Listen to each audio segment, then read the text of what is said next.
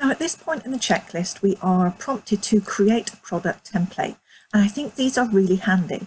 If you are going to set up a store which is going to sell lots of a similar product, so for example, you're going to have a t-shirt store, or like my example, I'm going to have a store selling cushions and pillows, or you want something for your art, for example, or mugs, whatever it is. If you have a product template, then it makes it so much quicker and easier to set up lots of those products, all with different images on. So I'm going to go ahead and set up a simple product template now. Click here, and it tells you a little bit about the process. You can pick whatever product that you would like to try from their catalogue, design a product template to reuse over and over again, and then use that to add products to your store. So let's click up at the top here where it says New Template. And you can see immediately the kind of products that we can create. And again, all down the side, there are lots of informations here, including collections, which is new. But you also have your home and living, where you'll find things like your coffee mugs, stickers, pillows, and wall art, towels, and so on. And then, of course, lots of clothing options. For our first product, I'm going to keep it super simple, and I will pick from accessories a tote bag. And up will come the options for tote bags. We have some eco totes made of canvas. We have an all-over print tote bag here, a beach bag, another canvas bag here. I'm just going to go, I think, for the basic all-over print tote bag. And I will click that as the product that I want to work on. So this is the first time you'll have seen one of the product template screens, and I encourage you to really click around and have a look at all of the things on offer on these pages, because there is so much information here. Starting first on the product, you can go over and see that this has a 5-star review and 106 reviews, and you can click on the reviews and get the feedback from people who are actually using this product in their store. Then you can see more product information, pricing and guidelines just here. So again, I encourage you to click that and look through a little bit more about all of the products that you're thinking of including. If there are any options, you'll see them over here. To keep it super simple for this first one, I'm just going to stick with just a black handle color for my bag. There's a tutorial here, a video tutorial, so that will be handy if you need a little bit more information.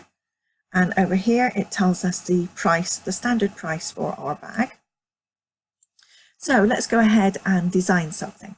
I'll click on the tab for design, and we can either add some text, use clip art, which are standard clip art files already included in Printful, or we can upload our own design.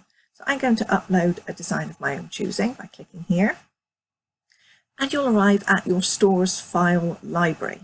And here we will keep all of the files that are used in our designs. So let's upload a first one. And here you're asked for the first time when uploading photos and images to agree again to their terms of service.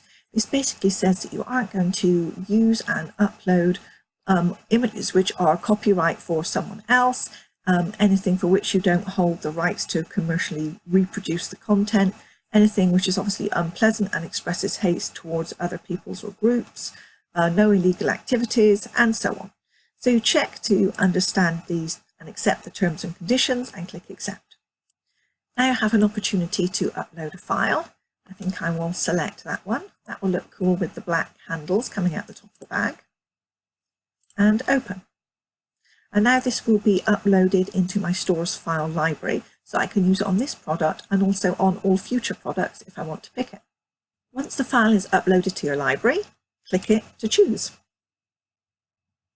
Now our image is uploaded full size into our design generator, and we can alter how that appears on our bag. If you look very closely, around here, there's a little dotted line. If we scroll down to the bottom, it tells you that this is the safe print area. So if you want to make sure part of your design is definitely on the product and line it up exactly where you want it, then your picture needs to be within this safe design area. So mine already looks a little large, so I think I could maybe move that down a little bit, and I could perhaps resize it. Make it here, so I've got a nice black part at the top. And I basically play around with the design, resizing it or moving it as necessary, always taking into account these dotted lines from my safe print area until I'm happy with how the design is going to look. Now you can also use some of the other tools within Printful. Over here you can align things centrally, vertically. If I did that, it just nudged it a little bit over. You can flip the design one way or the other according to how you want it to look. And one other good thing to note is the print quality down here. It tells us that we have a high quality image with enough pixels so that when printed, our image is going to look good. In a later product, I'll show you some examples of where it tells us the file is too small and it wouldn't look good. So make sure you have a good sized image just there. Once you think you're happy, then switch over to the mock-up view by clicking here. Now up comes my mock-up view, and you can see straight away that it works, but it's not quite as expected. Sometimes when you use the design templates, the print safe area is an area which is perhaps centered on your product, but might not cover the whole product. In this case, I actually want my design to cover the whole bag, whereas you can see there are blank areas. But that's great because I can go back straight away to File View, and I can now increase this, and I bring it all the way up the top. It looks good there. So now just a quick alteration and I can go to mock-up view again and see if that looks better. That's better. Now the bag looks exactly as I intended. So if you make a mistake with your design, you go to your mock-ups and it's not quite right, no problem. You just click back over to File View and you can alter them as needed. Now in this case, over here, there's a note which tells us your design will be printed on both sides of the bag. This one is simple. You put one design and it prints the same back and forward.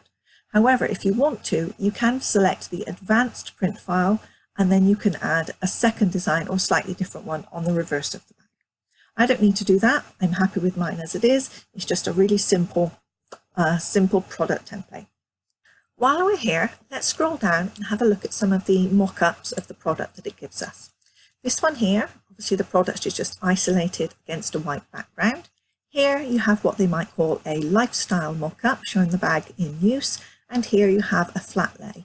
Depending on the type of product, sometimes it's also shown with a person. When you add your product into the store later on, you can pick which type of mock-up images you want to add. When you're happy with your first template, click Continue. And here you just save the basic information for your product template that you can use later on, and then hit Save Product Template. You can of course rename it if you wish to call it something else. Now we can see that our product template has been added. Product templates here, you can see them on the side of our dashboard, and here is our standard tote bag template. So let's now go back to our dashboard and see what else we have to do in our checklist. Okay, we're getting these checked off. We've now created our first product template. The next step is to connect our store, and we'll do that in the next video.